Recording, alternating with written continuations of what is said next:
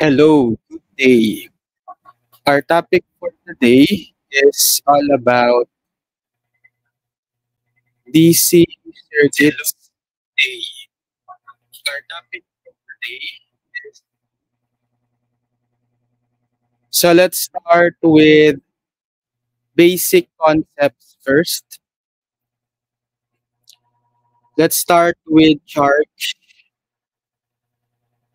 and current. Okay, so yung concept ng electricity is start siya with the term called charge or electric charge. So, what is a charge? Charge is an electrical property of the atomic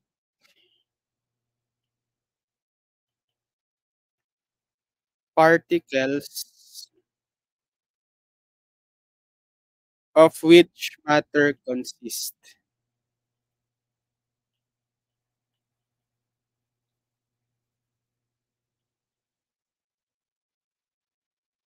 Measured in coulomb. Coulomb or capital C for short. So charge is an electrical property of the atomic particles of which matter consists measured in coulombs. Okay, so alam natin from elementary physics na yung matter is made up of fundamental building blocks known as atoms, di ba? Tapos yung bawat atom consists of electrons, okay, protons, and neutrons. Okay? Negative, positive, and neutral. Okay? So, meron tayong equivalent value for the charge in an electron. So, one electron is equivalent to 1.602 times 10 to the negative 19 coulomb. So, ganun din naman yung charge for the proton. One proton is equivalent to 1.602 times 10 to the negative 19 coulomb. Yun nga lang yung sign magkaiba for electron dahil sila ay negatively charged. Pwede nyo lagyan ng negative yung sign ng 1.602 times 10 to the negative 19 coulomb. Yung proton naman, pwede nyo lagyan ng positive sign kasi positively charged yung proton. So, 1 proton is equal to positive 1.602 times 10 to the negative 19 coulomb. Okay? Tapos, pag gusto nyong kuhain yung number of electrons for 1 coulomb of charge, so, pwede nyo itong i-divide.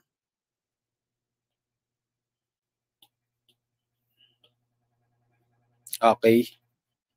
Divide natin both sides by 1.62 times 10 to the negative 19.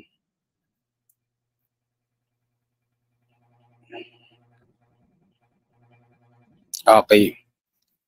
So, makukuha natin yung equivalent 1 coulomb of charge na 1 over 1.602 times 10 to the negative 19. So, that's equal to 6.24 times 10 to the 18 electrons. So, yung 1 coulomb of charge consists of 6.24 times 10 to the 18 electrons. So, napakadami. Kaya usually, yung range nung values natin for coulomb is naka picocoulomb, nanocoulomb, or microcoulomb. Okay? So, ito yung dapat niyong tandaan, conversion factor for electron, 1 electron equivalent to negative 1.602 times 10 to the negative 19 coulomb, and 1 coulomb of charge is equivalent to 6.24 times 10 to the 18 electrons. So, constant na tong mga to. Okay? So, having said na meron tayong charge, okay, and atoms na nagko-consist ng electrons, kapag nagkaroon tayo ng movement, okay, nitong mga electrons and charges, magkakaroon tayo ng current. Okay? Dito na papasok yung electric current.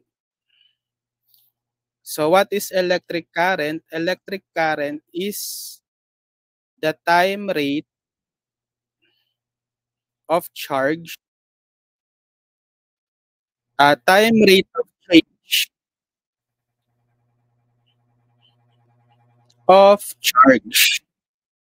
And it is measured in amperes. Amperes or capital A, in honor of Andre Marie Ampere. So kapag nagmo-move na yung mga charges natin, magkakaroon tayo ng electric current.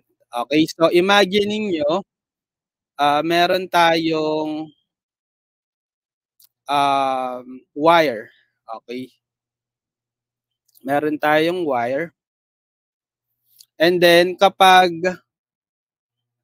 nag-connect kayo across this wire ng electromotive force, let's say a battery, okay, plus minus, so magkakaroon kayo ng current yan. Okay, yung mga charges with this wire, kasi this is a matter, it consists of atom na meron mga electrons and charges. Okay, magmo-move yung mga charges natin. Okay, particularly say mga electrons. Okay, actually meron din protons, right, yung mga positively charged. So meron tayong tinatawag na conventional current flow.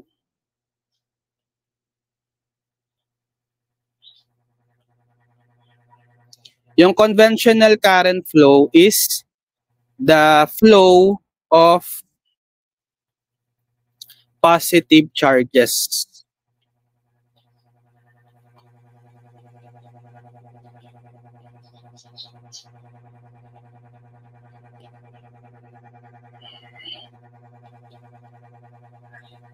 From positive polarity to negative polarity of the source. Okay, so yung direction ng conventional current natin is pag ganito, from positive to negative. Positive polarity ng source to the negative. Ito yung flow ng mga positive charges. Okay, pero meron din tayong tinatawag na electron flow. Okay, yung electron flow, kabaliktaran. Okay, siya naman yung mga movement ng electrons. Okay, usually ang ginagamit sa mga textbook is conventional current. Okay. So yan, so once na meron kayong voltage across a conductor, ang tendency niyan is magkakaroon ng movement of charges o magkakaroon ng current. So, puwede nating i-represent yung equation nung current using derivative. Kasi sabi electric current is the time rate of change of charge. Okay. By the way, kung yung charge is papangalanan natin Q, okay. Tapos yung current is papangalanan natin ng I, and obviously yung time, variable T, measured in seconds yung time, yung current measured in amps, capital A, and yung charge measured in coulombs, capital C. So, yung equation natin for the current I is the derivative of charge with respect to time. Okay? Because base sa definition, time rate of change of charge. So, pag sinabing time rate, with respect to time. Kaya dq over dt. Rate of change ng charge over time. Okay? So, kung given kayo ng charge as a function of time, para makuha niyo yung current I of t, di-derivative niyo lang yung yung charge as a function of time with respect to time. Okay? So, ang current natin, therefore, applying dimensional analysis, kung meron tayong 1 amp, it is equivalent to 1. So, dq, ang ating unit for charge is coulomb. Coulomb per dt or time, ang unit of time is second. So, we have 1 coulomb per second for 1 amp. Okay. Paano kung baliktad naman? Kailangan nating mahanap yung total charge given the current I from a particular initial time to final time. So, pwede nyong i-solve tong dE. So, it is considered as dE na, di ba? I is equal to dQ over dt. Cross multiply si dt. So, I dt is equal to dQ. Integrating both sides. Okay. So, let's say meron tayong initial time 0 to final time t. Maso-solve natin yung pinaka-total charge equivalent to this integral. So, integral ng dq is q, and then equivalent to this integral I dt from initial time t naught to final time. So, i-integrate niyo lang ngayon yung given function of time na I. So, given, let's say, I of t ka. Hahanapin mo yung total charge from t initial to final t. So, apply mo lang tong formula. Total charge from t naught to final time t is the integral of I dt from t naught to t. So, meron tayong iba't ibang uri or types ng current. Okay, actually dalawa yung main category. Yung direct current or yung dito sa circuits 1, dito tayo naka-focus sa DC. Okay? DC, tapos yung pangalawa, alternating current or AC na siya is. Sa circuits 2 niyo naman 'to. Pero ngayon sa circuits 1, puro DC. So, anong pinagkaiba ng direct tsaka alternating? From the word direct, direkta or isahan lang yung direction.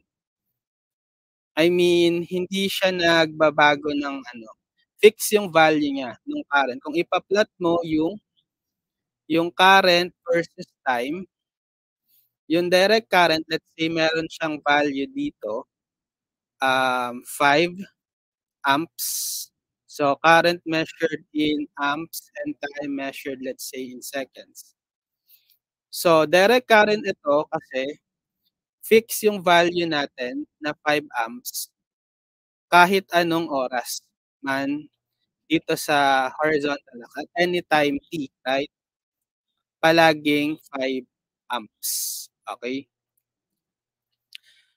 Unlike kapag alternating current, nagba-vary or nagva-vary yung value nung current at a particular time. Like yung sinusoidal current, okay? Let's say, abaan natin. Let's say sinusoidal current like this. Okay. Diba at a particular time, iba-iba yung value. Okay. Varying sinusoidal. Alternating current siya. So meron pang ibang types ng alternating current as long as hindi siya fixed value, nagva-vary. Pwede rin yung mga triangular wave, like mga sawtooth, square wave, yan. Okay? Pero sa alternating current, usually it's represented by AC na sinusoidal current. Okay. So, dito pala sa current natin, meron tayong direction. Okay? Direction. So, pag naghahanap tayo ng current, let's say sa circuit, i-denote nyo yung direction kung to the left, to the right, upward, or downward. Okay? Kasi pwede kayong magkaroon ng positive at negative current kapag nagko-compute kayo ng circuit. Okay? So let's say, meron kang 5 amp current going to the right. Okay? Tapos, meron ka ditong ganitong direction ng current mo naman sa isa. Okay? Pero meron siyang value na negative 5 amps.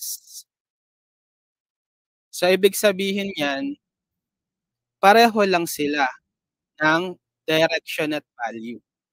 Okay? Etong 5 amps going to the right, same lang siya dito sa negative 5 amps going to the left. Kasi yung negative, ibig sabihin yan, i-opposite mo yung direction nung actual current drawing. So, di ba, ang drawing natin is to the left, right? Pero negative kasi yung value ng current. So, gagawin mo siyang positive, pero aalisin mo na yung, babaguhin mo yung designated direction niya na to the left. So, actually, itong negative 5 amps na current going to the left is also equal to 5 amps going to the right. Kung gagawin mong positive yung value from negative. Ganon din sa upward current or downward current. Let's say negative 2 amps naman yung upward, tapos 2 amps downward. Okay, kung babaguhin mo, gagawin mong positive 2 amps ito, dapat magiging downward yung direction, pero maalis na yung negative sign. So, ibig sabihin, same lang itong dalawa. Okay, so later on, kapag nagsasolve tayo ng circuit, i-consider natin yung direction, mag-a-assume tayo ng direction, tapos kung mali yung, kung negative yung masolve nating current, okay lang yon, tama yung magnitude, aalisin nyo lang yung negative sign niya, pero yung in-assume yung direction dapat opposite. Okay?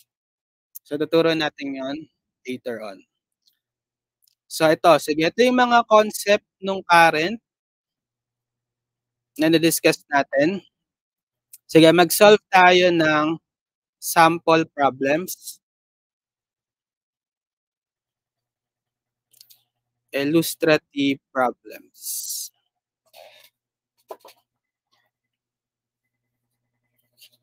Okay, problem number 1.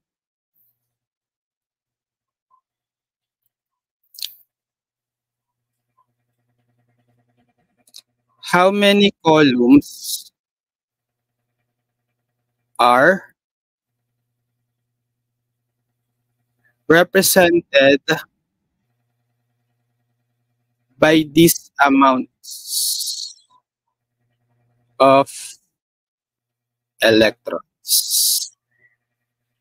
A, 6.482 times 10 to the 17 electrons yan. B, 2.46 times 10 to the 19 electrons. C, 1.24 times 10 to the 18 electrons.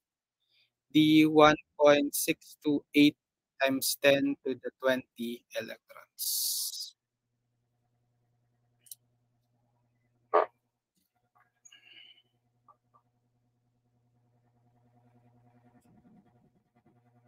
Okay. So, kailangan natin gumamit ng calcu. So, dito sa A, 6.482 times 10 to the 17 electrons. So, ano ba yung conversion factor natin pag kinonvert to charge? Di ba ito?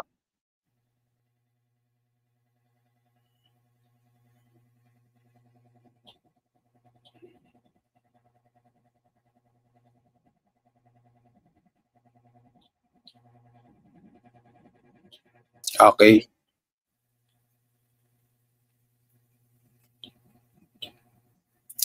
So, kung given tayo na ng 6.482 times 10 to the 17 electrons, kailangang makuha yung number of charge or yung columns, number of charge. Bale, i-multiply natin to by, so 1 electron is equivalent to negative 1.602 times 10 to the negative 19 column. Okay?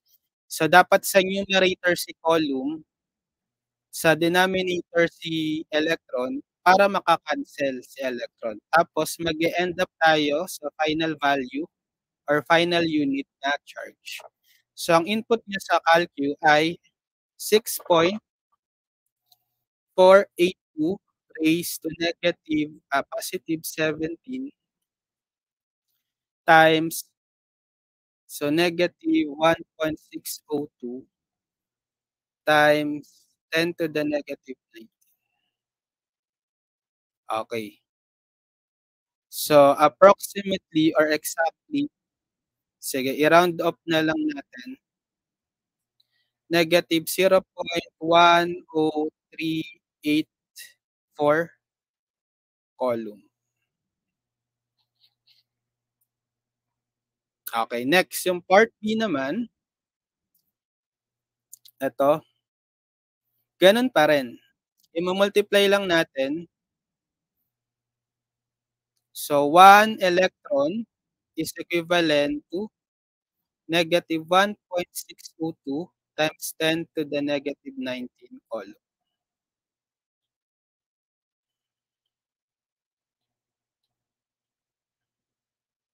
Okay. So, makakancel ngayon natin to. So, babaguhin ko na lang tong yung value ng electrons, gagawin kong 2.46 times 10 to the 19 times, same lang din dito sa negative 1.602 times 10 to the negative 9 equal. Okay, so that's approximately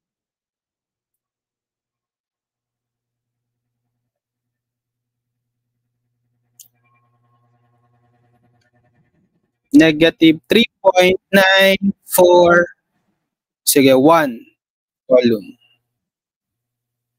Okay, for part C, meron tayong 1.24 times 10 to the 18.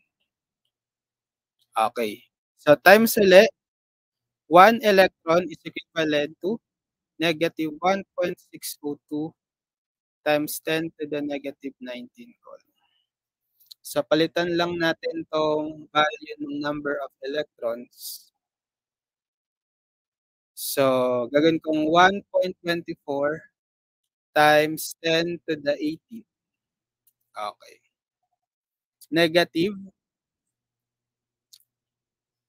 0.198648. Okay. Coulomb. So yung last, yung D.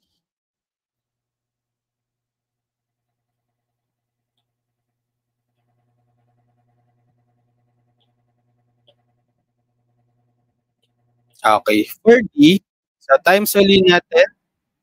So 1 electron is equivalent to negative 1.602 times 10 to the negative 19 coulomb.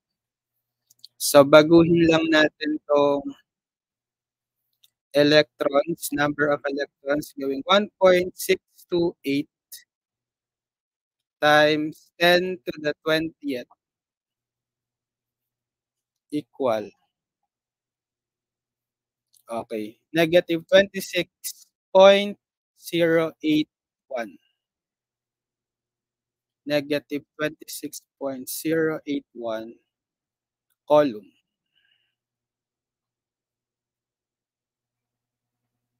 Okay, yun. Next question. Determine the current flowing through an element if the charge flow is given by, okay, Q of T is 3 plus 3T plus 8 millicoulomb. B, Q of T is 80 square plus 40 minus 2 coulomb. Then Q of T is 3 e to the negative minus 5 e to the negative 2t nanocoulomb. D, Q of T is 10 sine 125 t picocoulomb. Then E, Q of T is 20 e to the negative 40 cosine 50t microcoulomb. So determine the current flowing through an element if the charge flow is given. So dito sa A, kapag given yung charge Q as a function of time, paano nga ba hanapin si current? Diba derivative lang? I is derivative ng charge with respect to time. So I is derivative ng Q with respect to time. So apply lang natin yung pagkuha ng derivative. So i-differentiate natin yung t plus 8. So derivative ng 3t, 3 constant, copy lang, times derivative ng t is 1, plus derivative ng 8 na constant, 0. So bale, 3 times 1 plus 0, that's 3. Okay. 3, yung unit kasi is millicoulomb, so magiging milliamp dapat kasi current na siya. Okay, dito naman sa part B, so dapat na-recall niya lang yung mga natutunan niya sa derivatives. Okay. For part B, again, derivative ng Q with respect to T siya yung current. So differentiate natin to. Yung 80 squared plus 40 minus 2. So derivative ng 80 squared, that's 8 times constant lang sa 8, so copy lang, times the derivative ng t square, power rule 2t, right? Plus, so 40 naman, for constant, copy, times derivative ng t is 1, minus derivative ng 2 na constant, 0. So, simplify, 8 times 2, t, 16t. Then, plus 4 times 1, 4. Tapos, wala na yung 0. So, bale, 16t plus 4. Okay. Ang unit natin is, so, column tayo dito, right? Amps.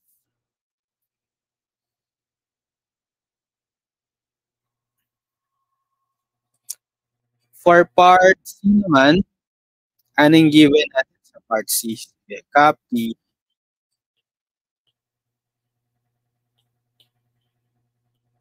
Okay. So, current ulit, derivative ng Q with respect to time. So, differentiate naman natin tong given Q of T. Ito sa 3e to the negative T, again, yung 3 constant, copy lang. Paano yung derivative ng e to the negative T? So, copy lang, same, e to the negative T, pero by chain rule, times pa sa derivative ng negative T. Negative 1, right? Tapos, minus 5, constant lang yung minus 5 copy, times the derivative ng e to the negative 2t. So, e to the negative 2t lang, copy, but times pa sa derivative ng negative 2t, negative 2. Okay, pag sinimplify natin, bale 3 times negative 1, negative 3, e to the negative t. Then negative 5 times negative 2, positive 10, times e to the negative 2t. Okay, ang unit natin, dahil nano column tayo, gagawin yung nano amps na siya. Kasi current.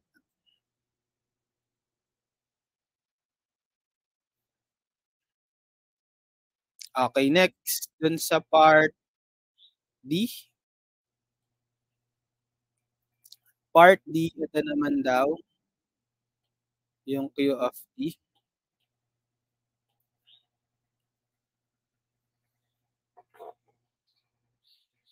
Okay, so I is dq over dt. So, paano naman i-derivative yung 10 sin 120 pi t? So, yung 10, constant lang yan, copy. Then, times, so ang derivative ng sin 120 pi t, derivative ng sin, positive cosine, right? Tapos, copy nyo lang tong nasa loob niya na 120 pi t. Pero, chain rule uli yan, times pa sa derivative ng 120 pi t. Eh di 120 pi, right? Okay. So, simplifying, multiply natin yung constant 10 times 120 pi. Bale, 1,200 pi times cosine 120 pi t. So, yan na yung derivative. Anong unit? Naka-pico column, gagawin nyo rin siyang pico amps naman. Okay, for part E, meron tayo 20 e to the negative 40 cosine 50t. Nakopy ko ba yung unit? Hindi ba nakopy? Micro column. Okay. So, derivative natin. I is derivative ng Q with respect to time. So, this time, meron tayong dalawang functions, product. Okay, product ng e to the negative 40 tsaka cosine 50t. Okay. So, gagamitan natin ng product rule.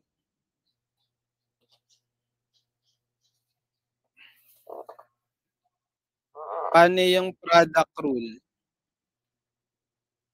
Product rule is derivative ng UV is equal to UdV plus VdU. So, let's say ito si U.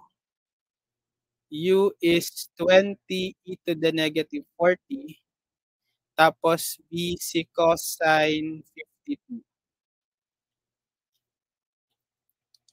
So ang derivative nito ay hindi, copy lang muna, Cu, applying this formula, 20 e to the negative 40 times derivative ni V.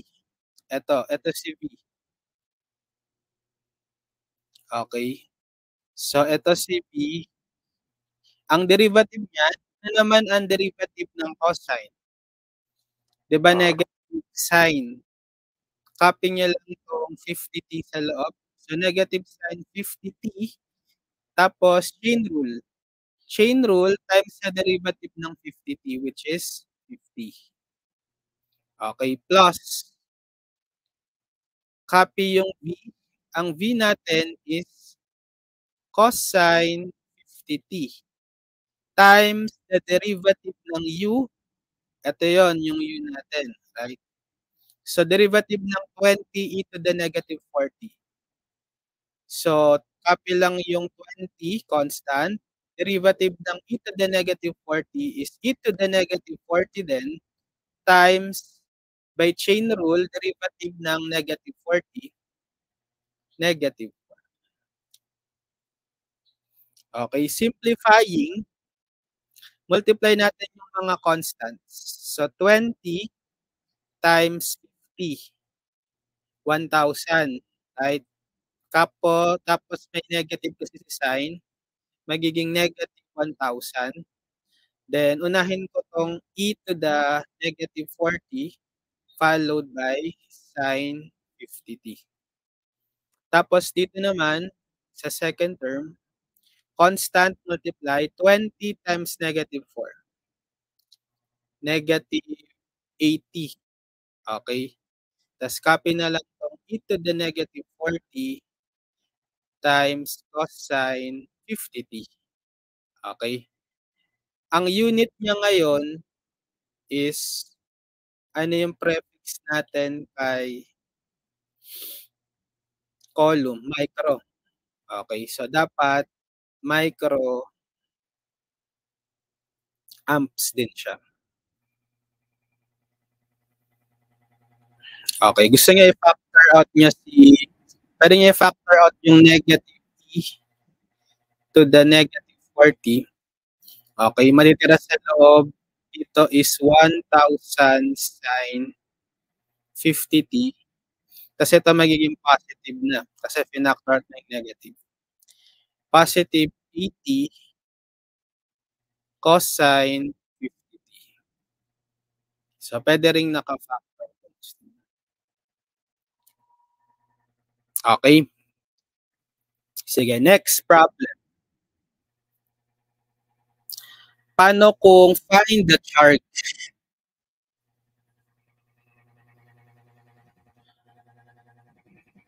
Q of T flowing through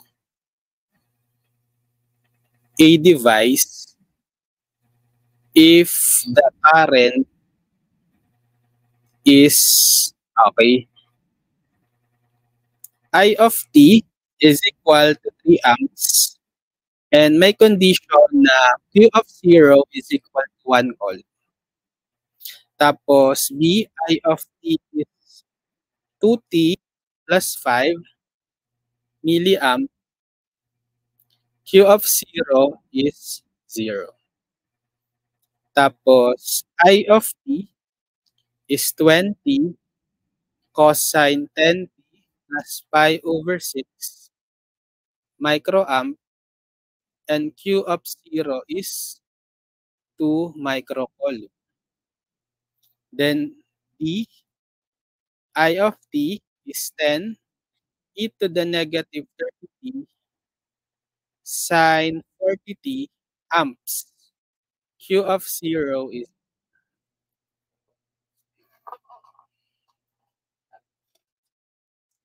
so ang problem naman ngayon,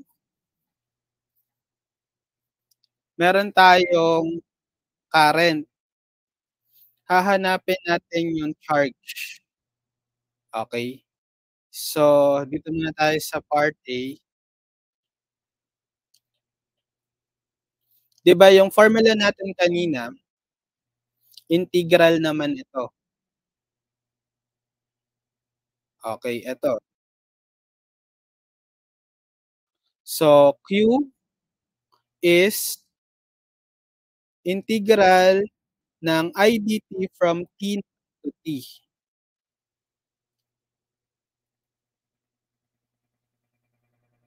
So, Q is equal to the integral ng I dt from t naught to t. Actually, yung t naught, usually, yan yung initial time t0, right? Which is yun din yung given sa atin dito.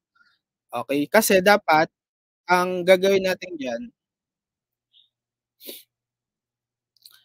'di ba, we have dq is equal to it. Supposed to be dapat meron ding limit 'to, q naught to q. Okay? Tapos t naught to t. Okay? Bale, q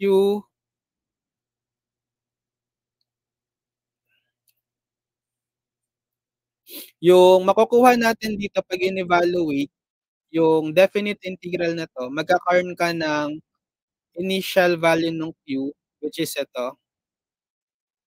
Okay?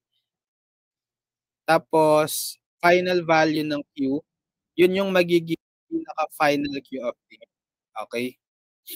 So, ganun din sa time. Pero puwede rin nga itong gamitan ng constant of integration kung gusto niyo. Okay? Ang gagawin niyo, integrate niyo lang yung pinaka-integral ng I dt, magkakaroon ka diyan ng plus c. Okay? Kasi nag-integrate ka. So, let's say meron kang makuhang q na I of t plus c. Yung c na 'to makukuha mo by applying yung condition na 'to. Okay? So, dalawang way kung gusto niyo. Yung may plus c, tapos so-solve niyo si plus c, solve niyo yung plus c or yung c using this condition, or puwede namang direkta. Direkta lagyan niyo na lang ng limit of integration from t naught 0 to final time t. Okay.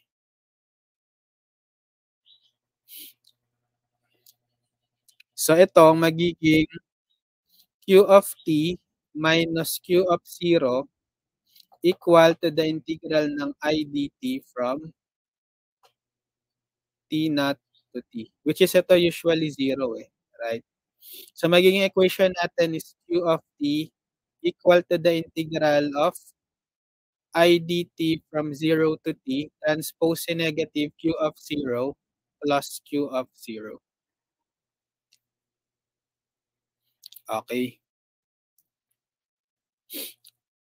So, generally, pwede nyo itong gawing q of t naught. Q of t naught, tapos ito t naught. Okay. Pero, usually 0 nga, kaya ginawa ko lang,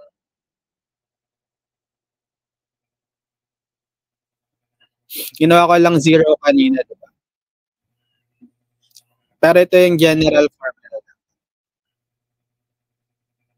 Kung gagamitan natin ng limit of integration, I mean, ito dapat, q of t equal to the integral ng I t from t naught to t plus q of t naught. Yan. Sige, ito na lang gawin natin, yung may limit of para hindi na tayo mag-solve ng constant. So, dito sa part B, bale, q of t is equal to the integral ng I. I natin is 3 amps. So, 3 dt, then evaluated kasi yung initial t naught is, iba yung t naught yan, given 0. So, lower limit natin is 0 for t naught. then final upper limit is t, then plus yung q of t naught, which is yung t naught is 0. Okay, sige, integrate natin 'to. So, constant lang naman si 3 labas. Bale, 3 integral ng dt from 0 to t plus ano yung value ng q of 0? 1 column. Okay, so substitute nyo na, 1. Paano i-integrate ngayon yung 3 integral ng dt from 0 to t? Di ba integral ng dt is t? Tapos, evaluate mo sa lower at upper limit from 0 to t plus 1. So, paano mag-evaluate ng definite integral? Palitan niya yung pinaka-independent variable muna ng upper limit, which is t, sa magiging 3t. So, pareho kasi ng ginamit variable, pero dapat magkaiba sana. Then, minus, palit nyo naman, dito sa t is yung lower limit. So, 3 times t, papalitan nyo ng 0. Then, copy yung plus 1. So, masi-0 lang yan. Right? Anong matitira? 3t plus 1. So, ito yung q of t. Ang unit natin ay, kasi naka-column lang eh, tsaka amps, right? Naka-amps. So, column dapat. 3t plus 1 column. Okay. Dun sa part B naman, okay, copy. So, sa part B, same formula. So, q of t is integral ng I dt from, yung t naught natin, yung initial time is 0 to t plus q of t naught, which is q of 0. So, palitan natin yung value ng current. Integral ng I, ito, 2t plus 5 dt from 0 to t, then plus, ano yung q of 0? 0. So, parang wala na yan. Ito na lang yung mahalaga. 2t, integral ng 2t plus 5 dt from 0 to t. So, integrate natin term by term. Integral ng t. So, yung 2 constant, copy lang. Then, ano integral ng t? Power rule. T squared over 2. So, dapat nare-recall nyo lang yung natutunan nyo sa integration. Okay. Plus 5, constant lang, times, integral ng dt na lang, bale. Right? Kasi di-distribute nyo to. Sige, distribute nga natin. Integral ng, so lalabas nyo yung 2, tapos may iwan si t dt, di-distribute nyo yung integral tsaka yung dt. Plus yung 5 constant labas, times integral ng dt. Okay, kaya integrate natin each term. So, dito sa 5 constant, 5 times integral ng dt, so t, right? Tapos saka nyo evaluate from the lower and upper limit 0 to t. So, pwede nyo pa itong ma-simplify, ma-cancel, magiging t squared na lang yan. Simplify na natin. So, bale, t squared plus 5t, evaluate from 0 to t. So, palitan nyo muna yung mga t ng upper limit na t. So, magiging same lang, no? T squared plus 5t. Then, minus, palitan nyo naman yung mga t ng lower limit na 0. So, magiging 0 square plus 5, 0. Obviously, magiging 0 lang yan, right? So, ang mahalaga is yung natira lang na non-zero value, t squared plus 5t. Okay? So, ang unit natin, dahil naka-milliamps tayo, gagawin nyo ng milli-column Q of t. Okay? Next, dun sa part C, ito, yung part C natin,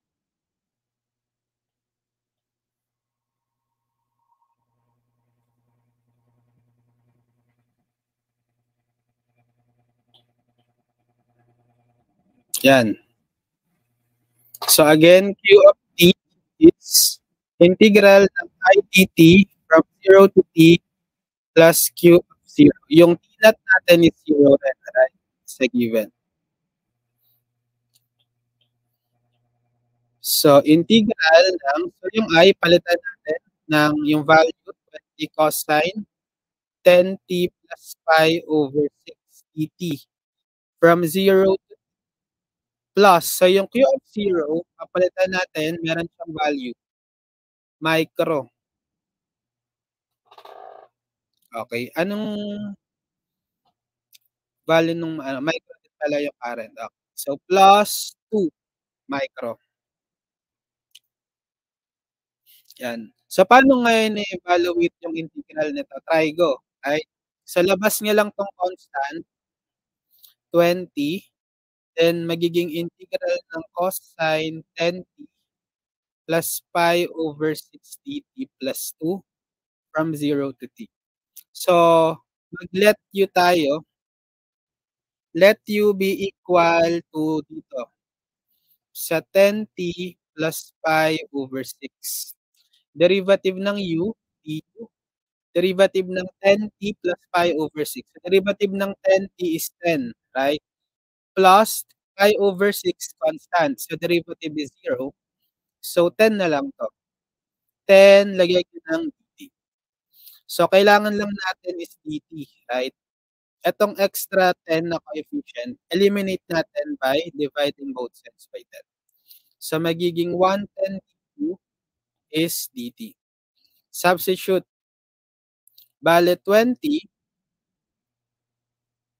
integral na yung cosine, copy.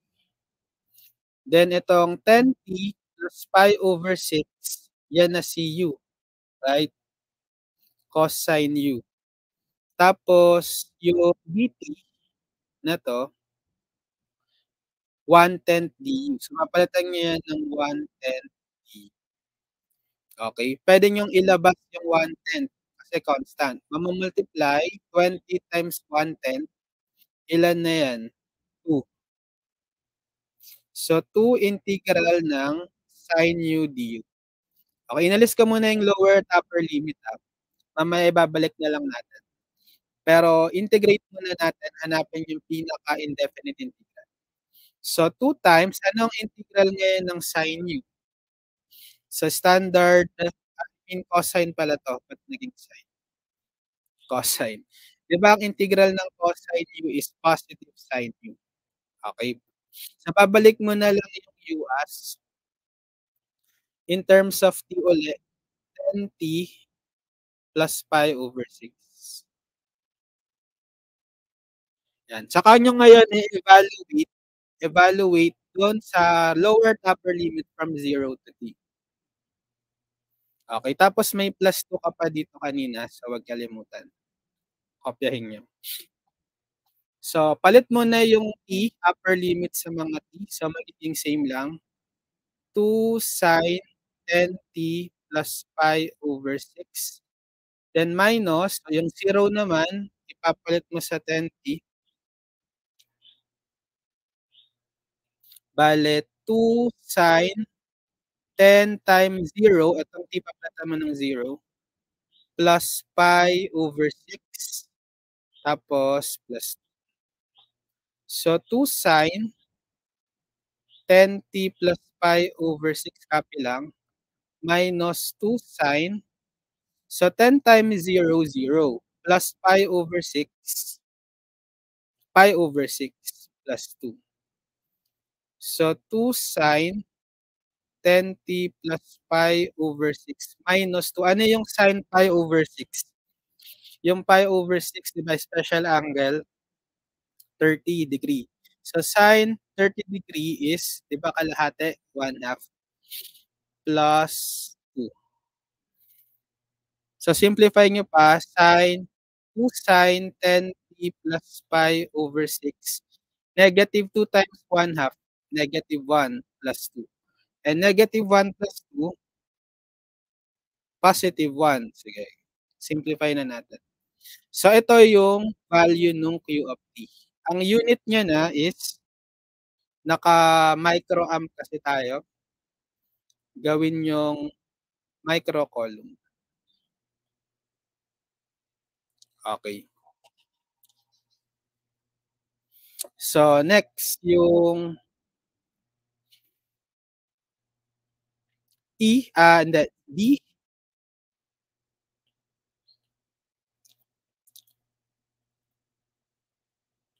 Okay, for part D, so Q of T uli is integral ng I dt. So, yung T naught, initial time na before is 0. So, from 0 to T plus Q of T naught, which is Q of 0. So, integral ng I, palitan natin yung value. 10 e to the negative 30t sine 40t dt. Then, evaluated from 0 to t plus Q of 0, which is 0. Yan. So, para wala na yan. Kasi 0 lang. So, paano natin evaluate ngayon to? Okay. So, pwede nyong ilabas muna yung 10 kasi constant. So, 10 integral ng e to the negative 30t times sine 40t dt from 0 to. So, consider muna natin yung integral. Definite integral lang muna. Alisin natin tong lower to upper limit. So, ito munang integral ng e to the negative 30t times sine 40t dt.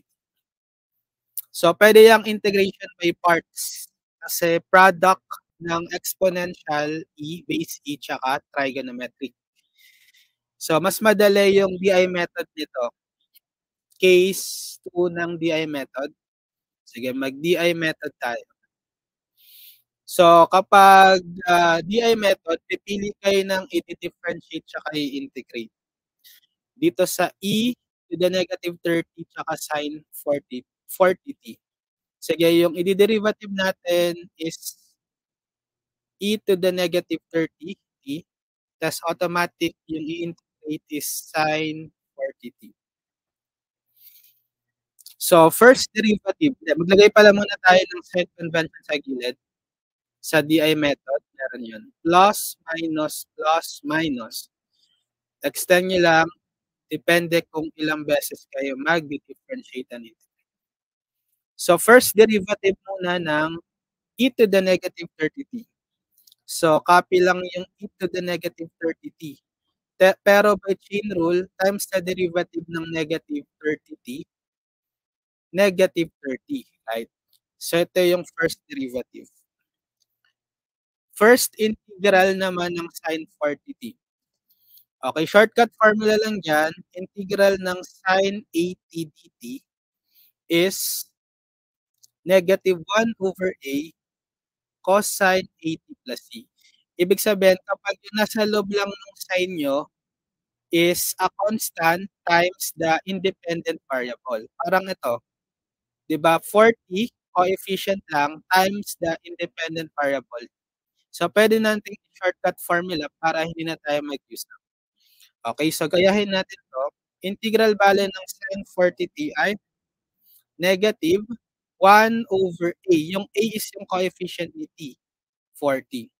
Tapos, cosine 80, yung 40 din. So, dito sa case na to ng DI method, case 2 siya, mag-stop kayong mag-differentiate and integrate. Recall lang natin, kung naulit yung main function. Di ba, ang original integral natin is e to the negative 30t times sine 40t. Check nyo yung product ng main function sa current row na na-differentiate saka integrate nyo. Di ba, e to the negative 30t tsaka cosine 40t. Disregarding kahit anumang coefficient nila. As long as magaya nyo yung main function, dito sa original, stop na kayo. Kaso, hindi pa pareho eh, right? Kasi cosine pa lang to, hindi sine. So, try natin isa pa. Possible yan magkapareho kasi case 2. Isa pang derivative tsaka integral para magkapareho tayo sa main function sa original integral. So, i-differentiate pa natin tong negative 30 times e to the negative 30t. So, negative 30, copy lang, times, so derivative ulit nito, alam na natin, negative 30 e to the negative 30t. Okay? So, pag minultiply natin, negative 30 times negative 30, positive 900. Right? So, magiging positive 900. How about integral naman nito? So, ang shortcut formula naman sa integral ng cosine 80 dt is 1 over a sine 80 plus c. So, parang ganun din, kapag may coefficient ka lang na constant kay t sa loob ng cosine, magkakaroon ka lang ng 1 over a as coefficient. Tapos yung pinaka-integral ng cosine, positive sine 80. So, bale, negative 140, copy lang tong constant. Tapos applying the formula sa integral ng cosine 40, so that's 1 over a. 1 over a uli natin is 40. Tapos copy yung pinaka-integral ng cosine na sine 80. Yung 80, same 40 din. So simplifying, negative 140 times 40 over 40, negative 1 over 1600. Okay. Yan. So check nyo kung naulit. Naulit na ba yung main function? Diba yung e to the negative 30t tsaka sine 40t, naulit niya dito. So stop na tayo. Case 2 for DI method. Paano kukuhain yung sagot? Yung product ng diagonal terms na to, okay, including yung sign convention plus yung integral ng product nung mga terms sa last row. Okay? So, bale, pag kinuha na natin yung pinaka-final answer, integral ng e to the negative 30 sine of 40 t dt. So, simulan muna natin dito sa first product ng diagonal terms. So, positive e to the negative 30t times negative 1 over 40 cosine 40t. So, unahin natin yung coefficient. So, positive times negative 140. Negative 1 over 40. Okay. Tapos, yung pinaka-function, yung e to the negative 30t times cosine. Cosine 40. Next, ito naman, ibang kulay nga. Yung product nitong diagonal terms na yan. So, negative, kasama yung sign convention, negative ng negative 30, positive 30 na yan. Times muna dito sa coefficient na negative 1 over 1,600. So, negative 30 over 1,600. Okay, i-lowest term natin, cancel lang yung isang 0, magiging 3 over 160. Right? Tapos copy yung pinaka-main functions, yung e tsaka yung sine. So, e to the negative 30t times sine 40t. Okay, plus, di ba yung sabi ko, mag-a-add tayo ng integral nung product ng terms sa last row, which is positive 900 e to the negative 30t times negative 1 over 1,600 sine 40t. So, magiging integral ng 900 e to the negative 30t times negative 1 over 1,600 sine 40t pa. Okay, 40t dt. So, pwede nyong ilabas. Labas nyo na lang tong constant sa integral. Sige, so copy. Copy lang natin. Tapos, ilalabas ko nga ito. Yung 900 times negative 1/6. Okay, magiging negative 900 over 1/6, right? Nilabas natin sa integral. So, pag sinimplify ito, pwedeng cancelin yung dalawang 0, right? 9 over 16 na lang. Then, sa loob ng integral, matitira is yung pinaka-main function, e to the negative 30t times sine 40t dt.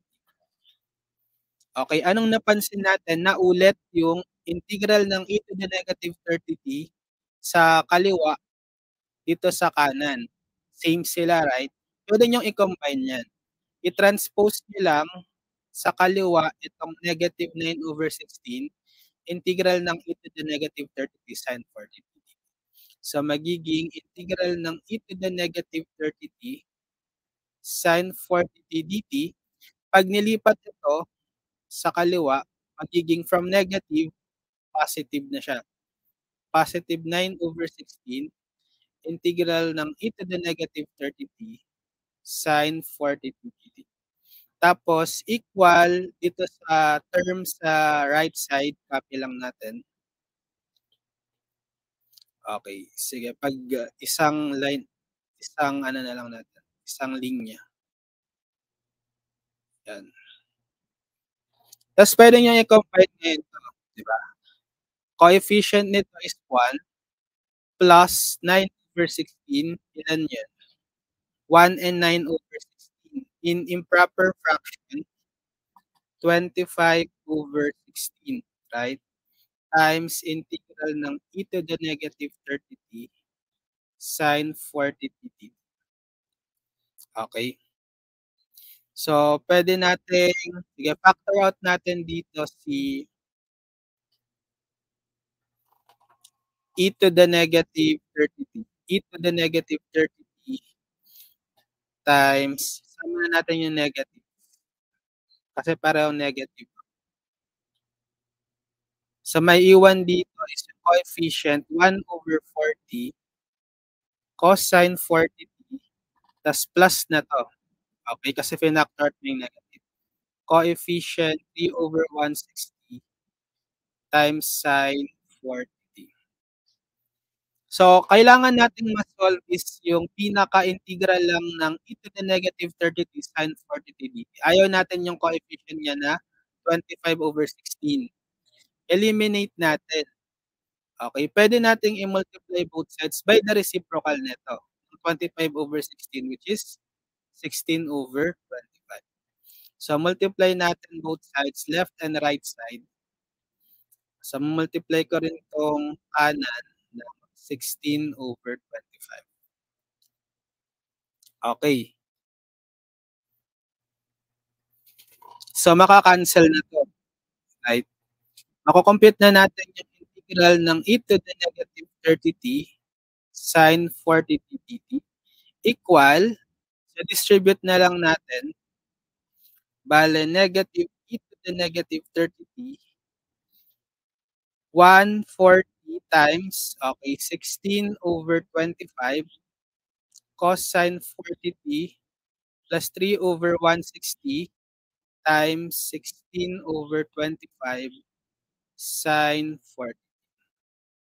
May maka-cancel ba tayo?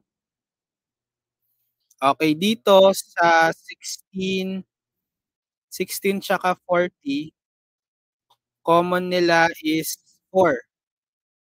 I mean 8 GCF. So, magiging 2 sa 16, magiging 5 si 40. Okay, so magiging ano to, 2 over 5 times 25, 125. Cosine 40. Plus dito naman, cancel sa 16 kay 160. So, 1 na lang to, ito 10. So, magiging 3 over 10 times 25, 250. Sine 40. Okay. Ito yung integral ngayon ng e to the negative 30t sine 40t. Balikan natin yung pinaka-problem. So, 'di ba, meron tayong times 10 pa. So, ita-times 10 pa dapat natin 'to. So, 10 integral ng e to the negative 30t sin 40t dt.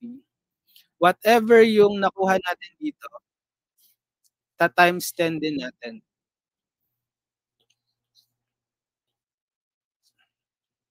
Times 10 or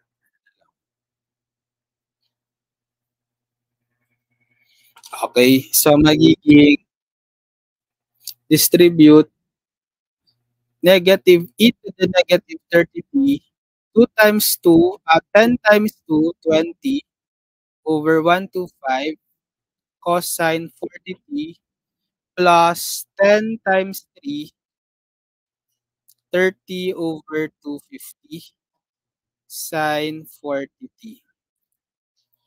Okay.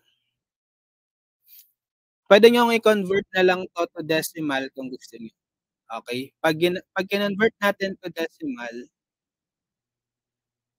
yung 20 over 125, gamit kayong calculator, that's 0.16. Okay? Cosine 40t. Plus yung 30 over 250, 0.12 sine 40t. Okay? So, ito yung 10 integral ng 10 integral ng e to the negative 30t sine 40t dt.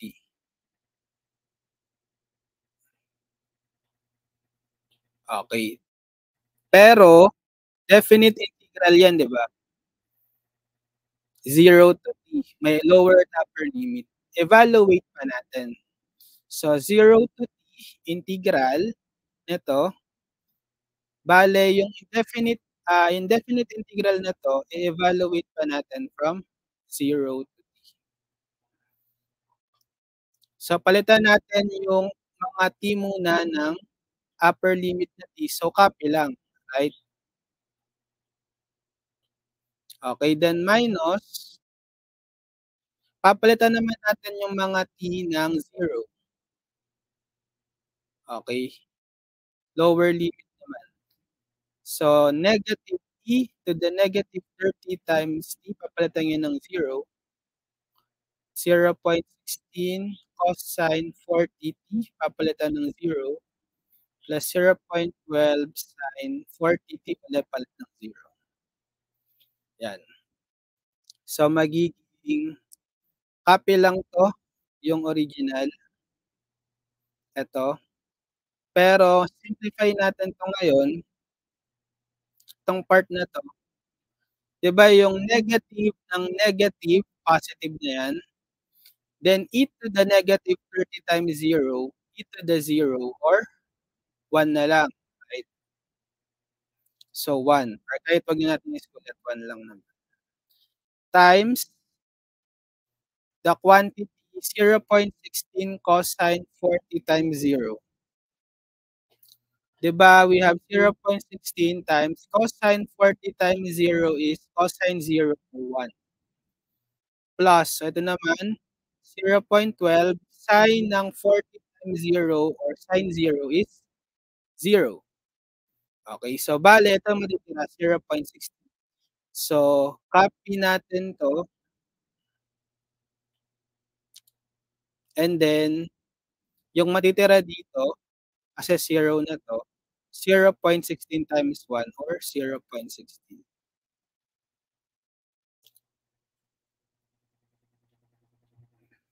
Yan. So, yan yung sagot natin. Negative e to the negative 30t times the quantity 0.16 cosine 40t plus 0.12 sine 40t plus 0.16. Ano yung unit natin? Kasi yung current is naka-amps lang ba? Amps lang. Okay. So, column lang ang ilalagay natin.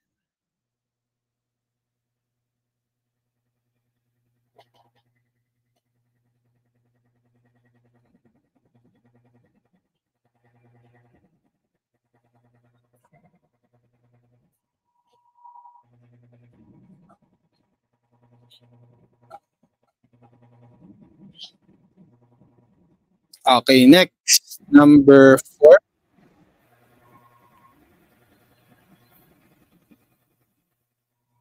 A current of 3.2 amps flows through a conductor. Calculate how much charge passes through any cross section of the conductor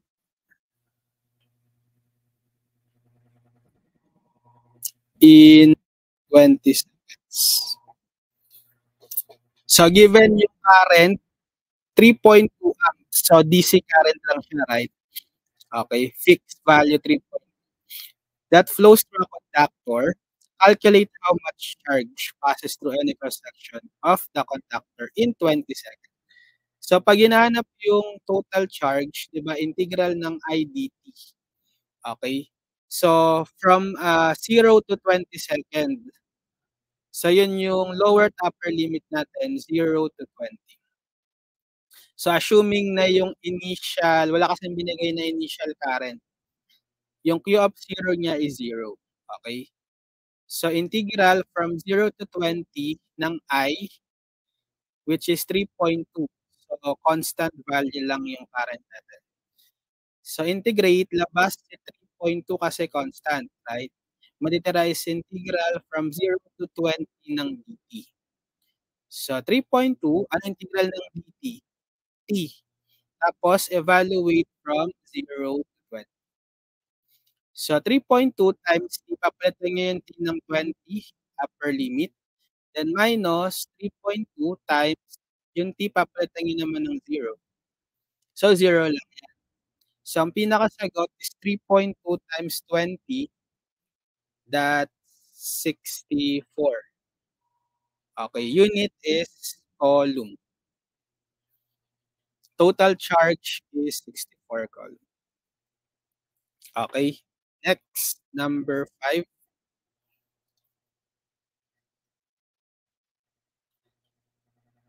Determine the total charge transferred over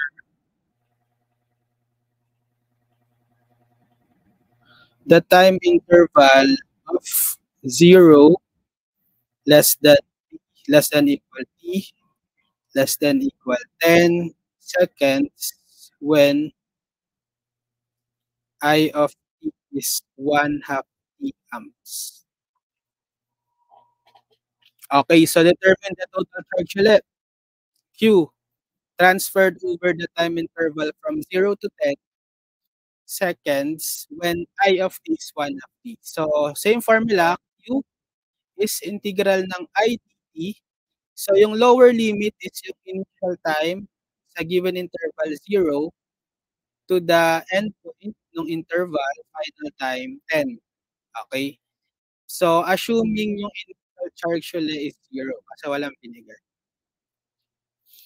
So, magiging integral ng, so yung I, palit natin yung value, 1/2 t dt from 0 to 10. So, labas na lang itong 1/2 kasi constant. So, 1/2 integral ng t dt from 0 to 10. 1/2 times ang integral ng t, power rule, t squared over 2, right? Divided, evaluated from 0 to 10. Or 1/2 times t squared over 2, 1/2 t squared, 1/4 t squared from 0 to 10.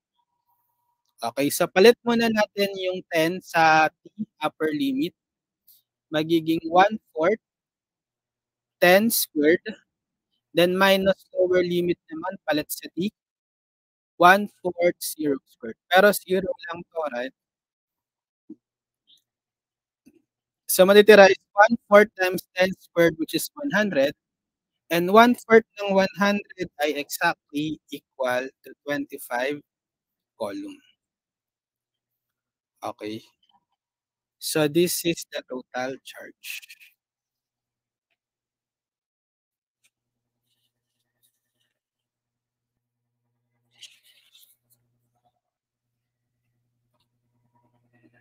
Okay, so siguro hanggang dito muna sige, let's call this part 1 ng topic na 'to, charge and current. Tuloy natin sa part 2, solve pa tayong more problems. So abangan niyo. Okay, so end ko muna yung ating, video tutorials ngayon. See you sa next topic natin, part 2 for this topic, charge and current.